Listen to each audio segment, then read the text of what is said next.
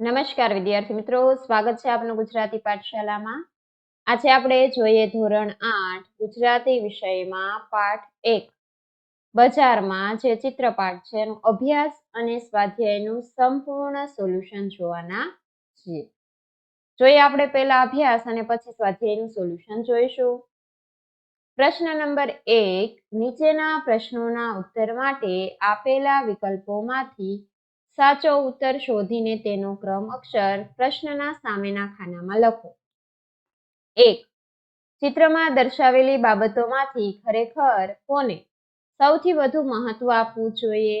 એમાં આવશે ક. અકસ્માતને.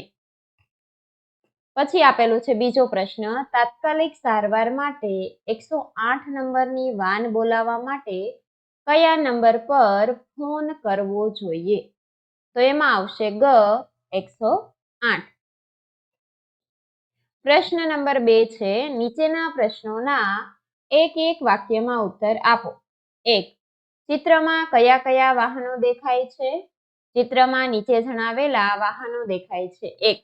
108 એમ્બ્યુલન્સ, 2. ટેન્કર, 3. રિક્ષા, 4. કાર, 5. મોટરબાઇક, 6. Police jeep, 7. બસ, 8. રેકડી. 2. ચિત્રમાં શાની શાની દુકાન દેખાય છે?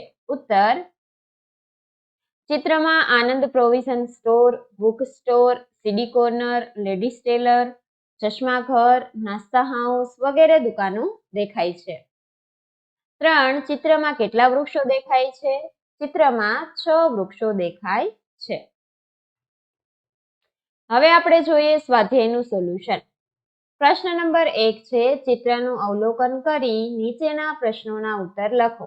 1. ચિત્રમાં શું શું દેખાય છે તેની યાદી તૈયાર કરો.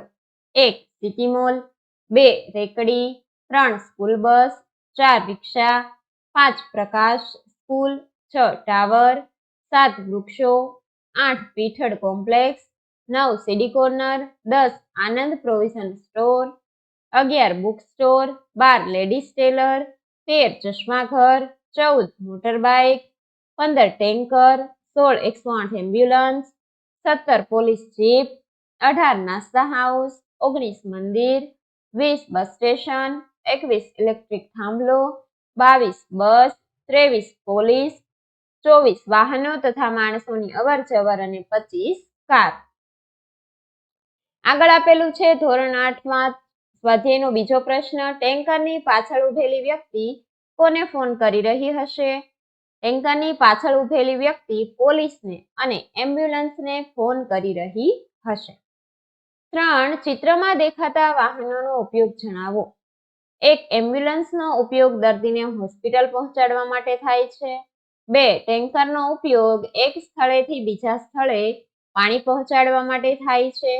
3. પોલીસ જીપનો ઉપયોગ ઘટના સ્થળની વિગત તેમજ આગળની કાર્યવાહી કરવા માટે થાય છે. 4. બસ મુસાફરોને એક ગામથી બીજે ગામ પહોંચાડે છે. 5. કાર કે મોટરસાયકલ એક સ્થળેથી બીજા સ્થળે સમયસર પહોંચાડે છે. 6. રિક્ષા મુસાફરોને જ્યાં જવું હોય ત્યાં પહોંચાડે છે. ચોથો પ્રશ્ન, હેલ્મેટ પહેરનારને અકસ્માતમાં શો ફાયદો થયો? હેલ્મેટ પહેરનાર અકસ્માતમાં જીવલેણ ઘાતમાંથી બચી ગયો. પ્રશ્ન નંબર 5, શહેરમાં કઈ કઈ નાગરિક સુવિધાઓ ઉપલબ્ધ છે? શહેરમાં નીચે જણાવેલી નાગરિક સુવિધાઓ ઉપલબ્ધ છે. Ambulance, hospital, bus station, police jeep, નાસ્તા હાઉસ, શાળા, જીવન જરૂરિયાતની વસ્તુઓ મેળવવા માટેની વિવિધ દુકાનોવાળા કોમ્પ્લેક્સ. પછી આપેલું છે પ્રશ્ન નંબર 2, નીચેના પ્રશ્નોના ઉત્તર વિચારીને તમારા શબ્દોમાં લખો. 1. ચિત્રમાં દેખાતા આનંદ પ્રોવિઝન સ્ટોરમાં કઈ કઈ વસ્તુઓ મળતી હશે? ઉત્તર છે નીચેની વસ્તુઓ મળતી હશે. 1.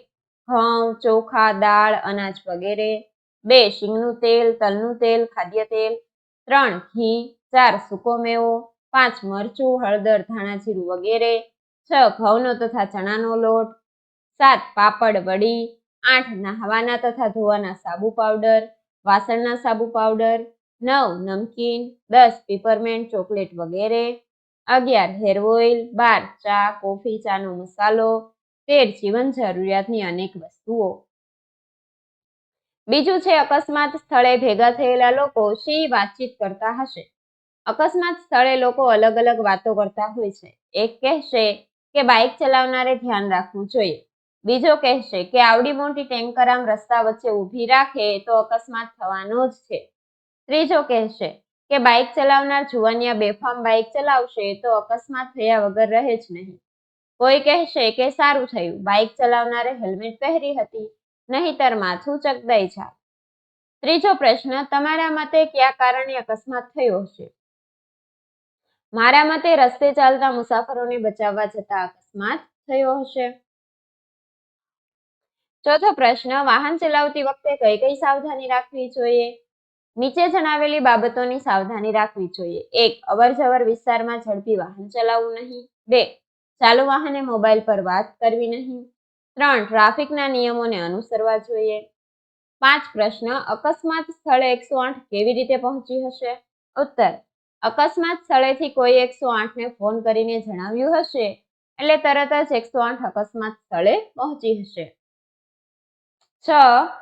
જો બસ સ્ટેશન ન હોય તો લોકોને શી અડચણ પડે? જો બસ સ્ટેશન ન હોય તો લોકોને ખુલ્લામાં બસની રાહ જોવી પડે. ટાઢ તડકો અને વરસાદમાં લોકોને ખૂબ જ હાડમારી ભોગવવી પડે. 7. કમ્પ્યુટર સેન્ટરની મુલાકાત લઈ તેનું વર્ણન કરો. અમારા ઘરની પાસે પાર્થ કમ્પ્યુટર સેન્ટર છે. એકવાર હું ત્યાં ગઈ હતી. ત્યાં મેં કમ્પ્યુટર માટેના જરૂરી પાર્ટ્સ જોયા. એક એન્જિનિયરે મને કમ્પ્યુટરનો કોઈ ભાગ બગડી ગયો હોય તો ક્યારે કયો ભાગ કામ લાગશે તે વિગતવાર સમજાવ્યું. ઉપરાંત ઇન્ટરનેટ કેમ ચલાવવું, ઈમેલ કેમ કરવો તેની માહિતી પણ તેમણે મને આપી. ત્યાં લેપટોપની લેવેચ પણ કરતા હતા તેમજ તેના દરેક પાર્ટ્સ મળતા હતા. 8. રાત્રે 12 કલાકથી પેટ્રોલની કિંમતમાં વધારાનો અમલ થનાર છે. પેટ્રોલ પંપ પર કેવું દ્રશ્ય હશે? રાત્રે 12 કલાકથી પેટ્રોલની કિંમતમાં વધારાનો અમલ થનાર છે એ જાણીને આસપાસના વિસ્તારમાંથી કેટલી ગાડીના માલિકો, રિક્ષા તથા ટેક્સી ચાલકો પેટ્રોલ ભરાવવા દોડી આવ્યા હશે. રસ્તા પર ખાસી લાંબી કતારો લાગી હશે. સૌ એકબીજા ભાવ વધારા અંગે સરકારની ટીકા ટિપ્પણી કરતા હશે. વર્તમાન પત્રના સંવાદદાતાઓ લોકોના પ્રતિભાવો લેતા હશે. આમ આ રીતે પેટ્રોલનો ભાવ વધારો અવારનવાર થતો જ રહેશે. વિદ્યાર્થી મિત્રો, અહીંયા આ સોલ્યુશન અભ્યાસ અને સ્વાધ્યાયનું પૂર્ણ થાય છે. જો તમને વિડીયો પસંદ આવ્યો હોય તો વિડીયોને લાઈક કરજો અને અમારી ચેનલને સબસ્ક્રાઇબ કરવાનું ભૂલતા નહીં. વિડીયો જોવા બદલ આભાર.